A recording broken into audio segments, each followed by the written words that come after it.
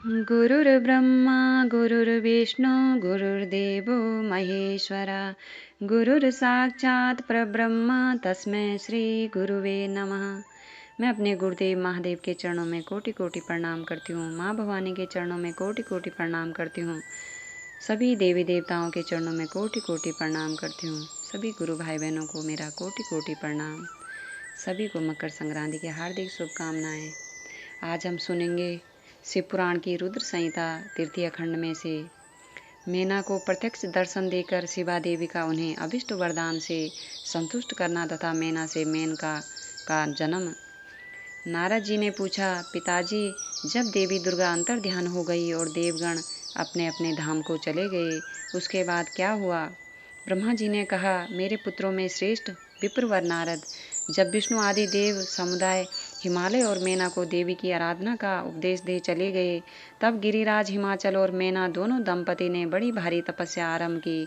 वे दिन रात शंभु और शिवा का चिंतन करते हुए भक्ति युक्त चित्त से नित्य उनकी सम्यक रीति से आराधना करने लगे। हिमान की पत्नी मेना बड़ी प्रसन्नता से शिव सहित शिवा देवी की पूजा करने लगी। वे उन्हीं के संतोष के लिए सदा ब्राह्मणों को दान देती रहती थी। मन में संतान की कामना ले मैना चैत्र मास के आरंभ से लेकर 27 वर्षों तक प्रतिदिन तत्परता पूर्वक शिवा देवी की पूजा और आराधना में लगी रही।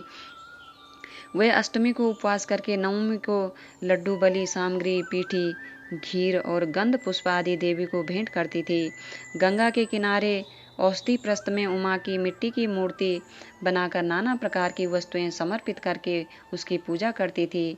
मेना देवी कभी निराहार रहती, कभी व्रत के नियमों का पालन करती, कभी जल पीकर रहती और कभी हवा पीकर ही रह जाती थी। विशुद्ध तेज से दमकती हुई दीप्तिमती मेना ने प्रेम पूर्वक शिवा में चित्त लगाए 27 वर्ष व्यतीत कर दिए। 27 वर्ष पूरे होने पर जगन्मयी शंकर कामिनी जगदम्बा उमा अत्यंत प्रसन्न हुई।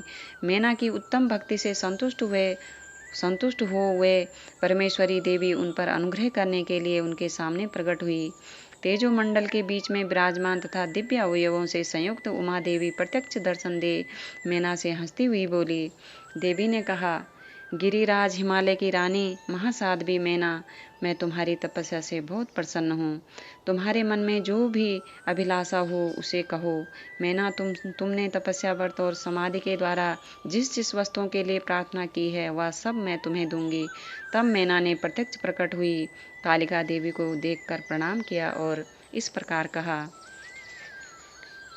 मेना बोली, देवी, इस समय मुझे आपके रूप का प्रत्यक्ष दर्शन हुआ है, अतः मैं आपकी स्तुति करना चाहती हूँ।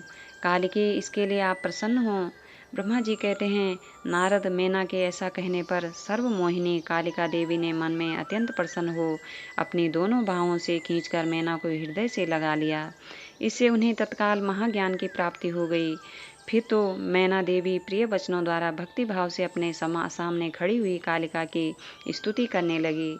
मैना बोली, जो महामाया जगत को धारण करने वाली चंडिका, लोक धारणी तथा संपूर्ण मनोवांछित पदार्थों को देने वाली है, उन महादेवी को मैं प्रणाम करती हूँ। जो नित्य आनंद प्रदान करने वाली माया, योग निद्रा, जग जननी तथा सुंदर कमलों की माला से अलंकृत है, उन नित्य सिद्धा उमा देवी को मैं नमस्कार करती हूँ। जो सबकी माता मही, नित्य आनंदमयी, भक्तों के शोक का नाश करने वाली तथा कल्प पर्यंत नारियों एवं प्राणियों की बुद्धि रूपणी है, उन देवी को मैं प्रणाम करती हूँ। आप यतियों के अज्ञानमय बंधन के नाश की हेतुभूता ब्रह्म विद्या हैं। फिर मुझ जैसी नारियां आपके प्रभाव का क्या वर्णन कर सकती हैं? अथर्ववेद की जो हिंसा है वह आप ही हैं। देवी, आप मेरे अभिष्ट फल को सदा प्रदान कीजिए। भावहीन तथा अदृश्य नित्यानित्य तन्मात्राओं से आप ही पंचभूतों के समुदाय को संयुक्त करती हैं। आप ही उनकी शाश्वत शक्ति हैं। आपका स्वरूप नित्य है। आप समय समय पर योग युक्त एवं समर्थ नारी के रूप में प्रकट होती हैं। आप ही जगत की योनि और आधार शक्ति हैं। आप ही प्राकृत तत्वों से परे नित्या प्रकृति कही गई है, जिसके द्वारा ब्रह्मा के स्वरूप को वश में किया जाता है। वह नित्य विद्या आप ही हैं।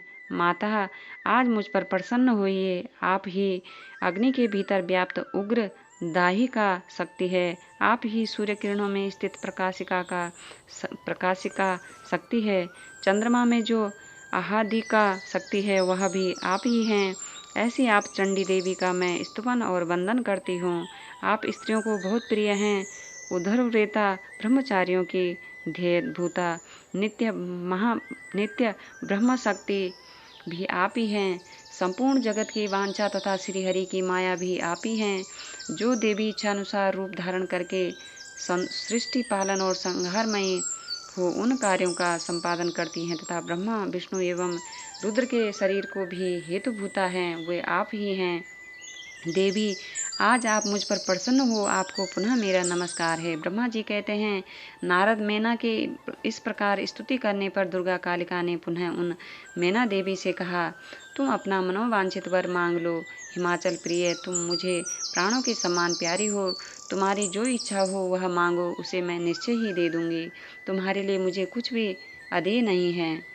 महेश्वरी उमा का यह अमृत के समान मधुर वचन सुनकर हिमगिरी कामिनी मैना बहुत संतुष्ट हुई और इस प्रकार बोली, शिवे, आपकी जय हो उत्कृष्ट ज्ञान वाली महेश्वरी जगदम्बिके। यदि मैं वर पाने के योग्य हूँ तो फिर आपसे श्रेष्ठ वर मांगती हूँ। जगदम्बिके, पहले तो मुझे 100 पुत्र हों, उन सब की बड़ी आयु हो, वे बल पराक्रम से युक्त तथा रिद्धि सिद्धि से संपन्न हों। उन पुत्रों के पश्चात मेरे एक पुत्री हो, जो स्वरूप और गुणों से सुशोभित होने वाली हो। वह दोनों कुलों को आनंद देने वाली तथा तीनों लोकों में पूजित हो। जगदम्बिके, शिवे, आप ही देवताओं का कार्य सिद्ध करने के लिए मेरी पुत्री तथा रुद्र की पत्नी होइए और तदनुसार लीला कीजिए। ब्रह्मा जी कहते हैं, नारद, मेनका की बात सुनकर प्रसन्न हृदया देवी उमा ने उनके मनोरथ को पूर्ण करने के लिए मुस्कुराकर कहा। देवी बोली, पहले तुम्हें 100 बलवान पुत्र प्राप्त होंगे, उनमें भी एक सबसे अधिक बलवान और प्रधान होगा, जो सबसे पहले उत्पन्न होगा। तुम्हारी भक्ति से संतुष्ट हो मैं स्वयं तुम्हारे यहाँ पुत्र के रूप में अवतीर्ण होंगी और समस्त देवताओं से सेवित हो उनका कार्य सिद्ध करूंगी। ऐसा कहकर जगधात्री परमेश्वरी कालिका शिवा मेनका के देखते देखते वहीं अदृश्य हो गई। तात महेश्वरी से अभिष्ट वर पाकर मेनका को भी अपार हर्ष हुआ। उनका तपस्या जनित सारा क्लेश नष्ट हो गया। मुने, फिर काल कर्म से मेना के गर्भ रहा और वह प्रतिदिन बढ़ने लगा। समय अनुसार उसने एक उत्तम पुत्र को उत्पन्न किया, जिसका नाम मेनाक था। उसने समुद्र के साथ उत्तम मैत्री बांधी। वह अद्भुत पर्वत नाग बंधुओं के उपभोग का स्थल बना हुआ है। उसके समस्त अंग श्रेष्ठ हैं। हिमालय के 100 पुत्रों में वह सबसे श्रेष्ठ और महान बल पराक्रम से संपन्न है। अपने से या अपने बाद प्रकट हुए समस्त पर्वतों में एकमात्र मैनाक ही पर्वतराज के पद पर प्रतिष्ठित है। नमः शिवाय, नमः शिवाय, नमः शिवाय। मैं अपने गुरुदेव महादेव के चरणों में कोटि कोटि प्रणाम करती हूँ। माँ भवानी के चरणों में कोटि कोटि प्रणाम करती हूँ। सभी गुरु भाई बहनों को मेरा कोटि कोटि प्रणाम। सभी का बहुत बहुत धन्यवाद।